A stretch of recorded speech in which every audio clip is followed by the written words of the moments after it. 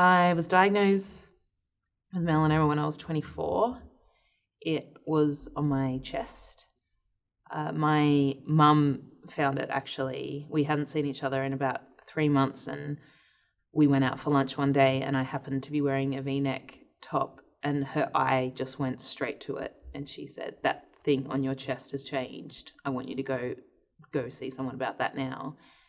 And me, being a 24-year-old who thought I was completely invincible, didn't. I promised her I would go the next day. My friend and I remember very clearly, we had tickets to the midnight screening of Twilight New Moon, which we'd been waiting for about a year, and that was all, that was on my to-do list for that day, and nothing else was going to get in the way of that. And so we went to the screening, probably didn't get home till about 4 a.m. And so when I woke up the next morning, I didn't want to go to my appointment. I wanted to sleep. And then it wasn't until my mum called me again that morning to make sure that I was going to my appointment that I was like, all right, I'll go. And then I went. It was just a regular skin cancer clinic. And I went in and I sat down. I must have been wearing the same top, and he said the same thing. He was like, "Are you here about that thing on your chest? Because that's got to come off." He then reassured me that it probably wasn't going to be malignant because I didn't have a family history, which was probably the other reason why I was so blasé about the whole thing. And he took it off. He did a biopsy. He sent it away. I went on about my business, and then he called me a couple of days later and said, "Can you come back in and can you bring someone for support?" Which, kind of knew then that it wasn't great news. And then I went in, me and my dad, and he had my results there on the table.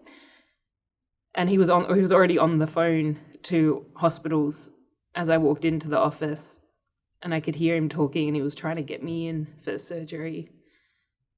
And he was on the phone to the closest one that he'd been able to get in. They said, "We can get her in tomorrow or Friday." And I just remember him saying on the phone, like, "She doesn't have till Friday." And so my first surgery he did then and there in his skin cancer clinic office, because he was like, "I need to get it out. I need to cut more out." After that surgery, those results got sent away. They came back. They said they needed more surgery, more skin. Pretty much it was just a series of surgeries. By this time, I was in the cancer centre at RPA. And over a period of about 3 months where they just kind of kept cutting out more and more of my chest, basically trying to work out where it had spread to and at what point it had stopped. And then finally, 3 months later, they was diagnosed with stage 2 and told that they were now 100% sure that they had got it all. And then from then on, it was just a lot of checkups. I think from then on, I was checked every 3 months.